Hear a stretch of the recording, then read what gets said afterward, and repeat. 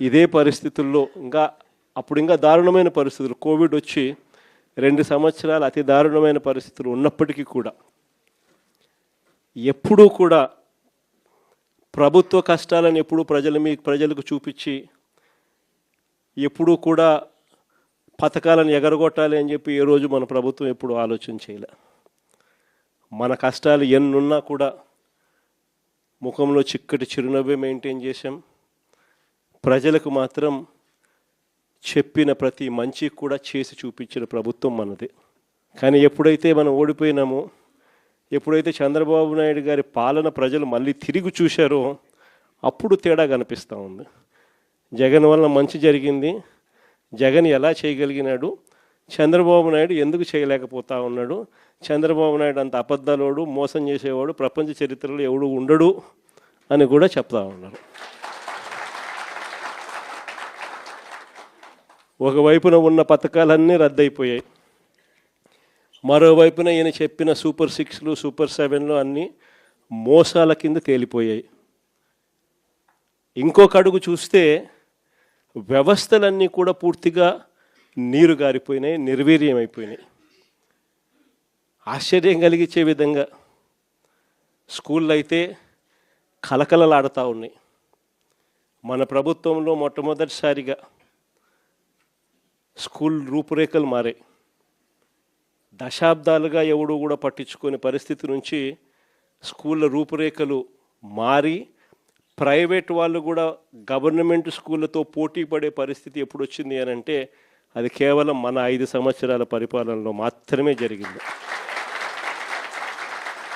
Government స్కూళ్ళల్లో పిల్లల్ని చేర్పించాలంటే MLA చేత రికమెండేషన్ తీసుకొని పోయి లెటర్లు తీసుకొని పోయి చేర్పించే పరిస్థితి నుంచి ఈరోజు గవర్నమెంట్ స్కూళ్ళల్లో ఏకంగా దాదాపుగా 9 లక్షల మంది పిల్లలు గవర్నమెంట్ స్కూళ్ళు మానేసిన పరిస్థితి ఈరోజు రాష్ట్రంలో కనిపిస్తూ ఉంది. స్కూళ్ళు నాశనం అయిపోయాయి. పెద్ద చదువులు చదువుతూ ఉన్న పిల్లలు ఫీజు రీయింబర్స్మెంట్ లేక 8 క్వార్టర్స్, జనవరి, ఫిబ్రవరి, మార్చికి సంబంధించిన క్వార్టర్ మామూలుగా ఏప్రిల్లో వెరిఫై చేసి మేలో ఫీజు రీయింబర్స్మెంట్ ఇచ్చేసేయాలి. ఒక క్వార్టర్ అయిపోతూనే, ఒక త్రైమాసికం అయిపోతూనే ఆ త్రైమాసికానికి సంబంధించి మన ప్రభుత్వ హయాంలో నెక్స్ట్ త్రైమాసికంలో పాత త్రైమాసికానికి సంబంధించిన డబ్బులు ఆ తల్లుల ఖాతాల్లోకి డబ్బులు పడేటివి వెరిఫికేషన్ కంప్లీట్ చేసుకుని. జనవరి, ఫిబ్రవరి, మార్చికి సంబంధించిన త్రైమాసికం ఆ క్వార్టర్ నుంచి ఎలక్షన్ కోడ్ మార్చి 16వ తారీఖు ఎలక్షన్ కోడ్ వచ్చింది, అక్కడ ఆగిపోయింది. అంతే, అక్కడ నుంచి ఈ నిన్న డిసెంబర్కు ఏకంగా 8 క్వార్టర్స్. ఒక్కొక్క క్వార్టర్కు పిల్లలకు ఫీజు రీయింబర్స్మెంట్ కింద 700 కోట్లు ఒక్కొక్క క్వార్టర్కు త్రైమాసికానికి డబ్బులు ఇవ్వాల్సి వస్తే 8 క్వార్టర్స్ అంటే 8 × 7 5,600 కోట్లకు గాను కేవలం 700 కోట్లు ఇచ్చినారు. 4,900 కోట్లు బకాయి. వసతి దీవెన కింద ప్రతి జనవరిలో 1,100 కోట్లు పిల్లలకు బోర్డింగ్ అండ్ లాడ్జింగ్ ఖర్చుల కోసం, ఇంజనీరింగ్ చదివే పిల్లలకు, ఇటువంటి చదువులకు, డిగ్రీ చదివే పిల్లలకు ప్రతి సంవత్సరం, ఇంజనీరింగ్ చదివే పిల్లలకైతే 20,000, పాలిటెక్నిక్ చదివే పిల్లలకు 15,000, ఐటీఐ చదివే పిల్లలకు 10,000, ఇలా ప్రతి సంవత్సరం కూడా క్రమం తప్పకుండా ఏప్రిల్ మాసంలో ప్రతి సంవత్సరంలో 1,100 కోట్లు మన ప్రభుత్వం జమ చేసేది. ఈ ప్రభుత్వం వచ్చింది ఏప్రిల్ 2024, ఏప్రిల్ 2025 2,200 కోట్లు బకాయిలు.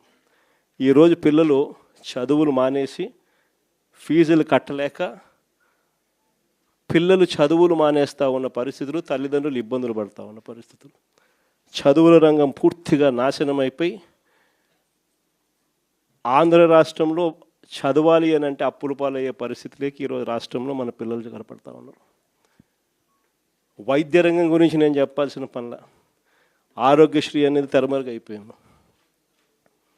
ఏకంగా నెలకు 300 కోట్ల రూపాయలు ఖర్చు అవుతుంది ఆ పథకానికి.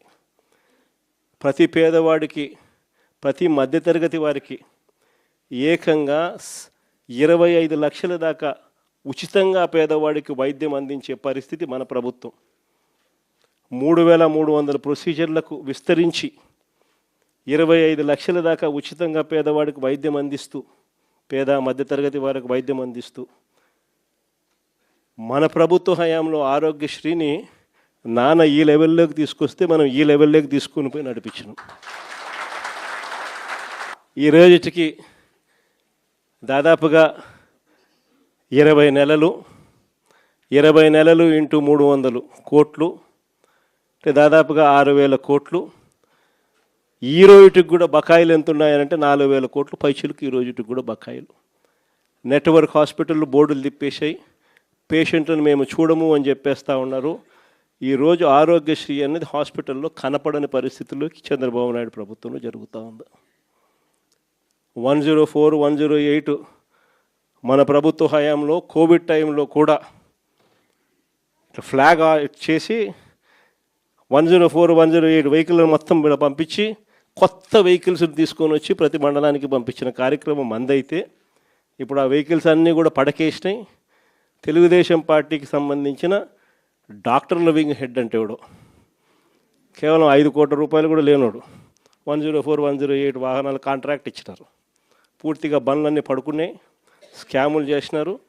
పూర్తిగా బండ్లు రాక ఈరోజు 104, 108కి ఫోన్ చేస్తే 2 గంటల తర్వాత వస్తామని చెప్తున్నారు. 108కి ఫోన్ చేస్తే ఆరోగ్యశ్రీ అన్నది పూర్తిగా పడకేసింది. వైద్యం అన్నది పేదవాడికి అందకుండా పోయే పరిస్థితిలోకి వచ్చింది. గవర్నమెంట్ ల్యాండు, గవర్నమెంట్ బిల్డింగులు, పనిచేసే స్టాఫ్ గవర్నమెంట్ స్టాఫ్, జీతాలు ఇచ్చేది గవర్నమెంటు, స్కాములు చేస్తూ ప్రైవేట్ వాళ్ళకి ఇస్తున్నాడు. ఉట్టి జీతాలకే ఆ మెడికల్ కాలేజీలలో సంవత్సరానికి నెలకు 5 కోట్ల రూపాయలు ఒక్కొక్క కాలేజీలో అవుతుంది. సంవత్సరానికి 60 కోట్లు, 2 ఏళ్ళకు 120 కోట్లు గవర్నమెంట్ మెడికల్ కాలేజు ప్రైవేట్ వాళ్ళకి ఇచ్చి చంద్రబాబు నాయుడు 120 కోట్లు వాళ్ళకి ఎన్నికిస్తాడంట. ఇది ఎక్కడైనా మీరు విన్నారా?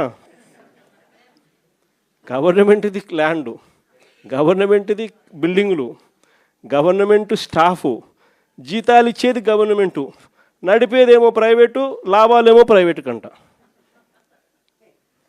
ఇట్లాంటి దారుణమైన స్కాములు చేస్తే మేము అధికారంలోకి వచ్చినాక 2 నెలల్లో బొక్కలు వేస్తానని చెప్పిన.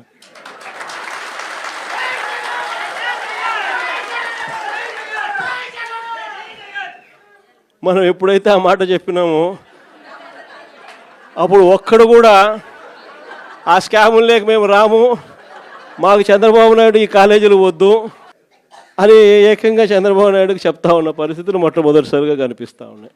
ఇంకా వ్యవసాయం గురించి నేను చెప్పాల్సిన పనుల, ఏ పంటకు గిట్టుబాటు ధరలు రావడంలా, ఎక్కడ చూసినా దళారీ వ్యవస్థ, చివరికి ఎరువులు కూడా బ్లాక్లో కొనుక్కోవాల్సిన పరిస్థితులకి మొట్టమొదటిసారిగా రాష్ట్రంలో చూస్తూ ఉన్నాం.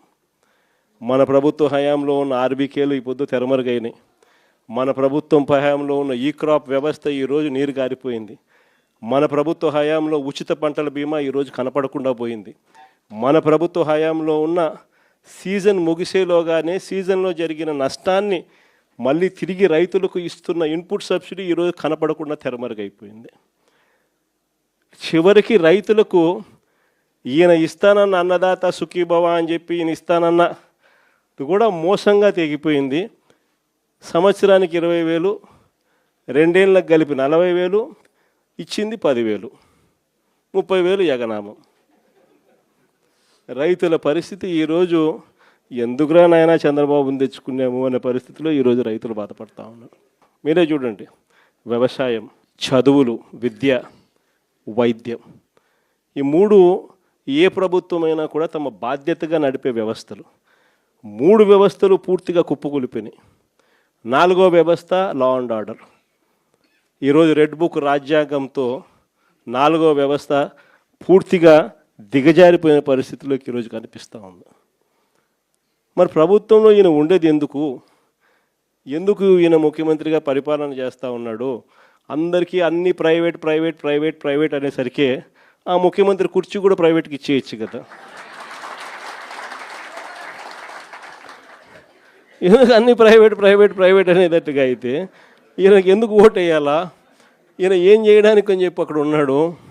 ఇలాంటి పరిస్థితుల్లో ఎవరైనా ప్రజలు ప్రశ్నిస్తే చంద్రబాబు నాయుడు గారికి అసహనం, వాళ్ళ మీద కేసులు పెట్టడము, వాళ్ళ మీద తనకున్న కోపాన్ని చూపించడము, ఇవన్నీ కూడా జరుగుతూ ఉన్నాయి. ఇలాంటి పరిస్థితుల మధ్య నిజంగా వైఎస్ఆర్ కాంగ్రెస్ పార్టీ ప్రజలకు తోడుగా నిలబడే కార్యక్రమం చేస్తూ ఉంది. ప్రజలకు ఏ కష్టం వచ్చినా, అక్క చెల్లెమ్మలకి ఏ కష్టం వచ్చినా, రైతన్నలకు